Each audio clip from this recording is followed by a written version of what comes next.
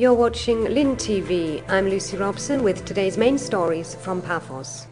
The members of the Cyprus cabinet submitted their resignations on President Christofias' request as he announced his plans for a cabinet reshuffle.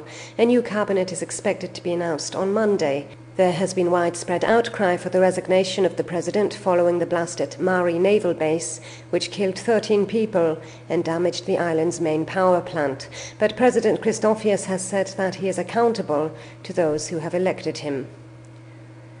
And this week, Moody's ratings agency downgraded the deposit and debt ratings of Marfin Popular Bank and the Bank of Cyprus. Moody's also downgraded Cyprus's government bond ratings. The ratings all fall under Moody's analysis as questionable credit quality.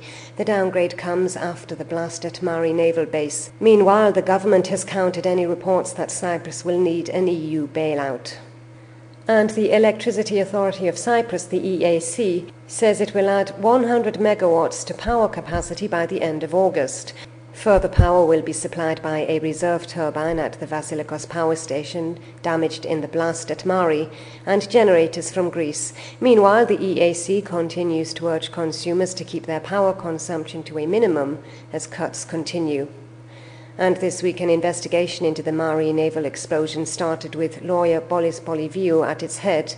The committee is to investigate the chain of events from the unloading of the explosives in February 2009 until the blast on July 11th. Meanwhile, 4 officers from the Cyprus Fire Service have been suspended in connection with the blast.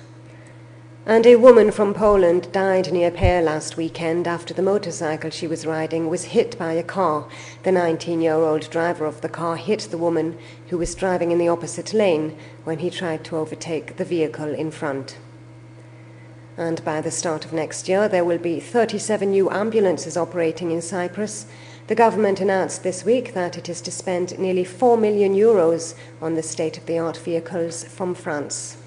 And finally, the PAPHOS and CCP Animal Welfare Charity are calling for donations of unwanted newspapers. The papers are needed for the housing of new dogs, which have been delivered to the charity. Newspapers can be deposited at the charity clinic located after the Tombs of the King's Road traffic lights opposite the large church, or at any of its 4 charity shops in PAPHOS. Well, that's all for this week's News Roundup. Join us again on Monday for a fresh update of local news.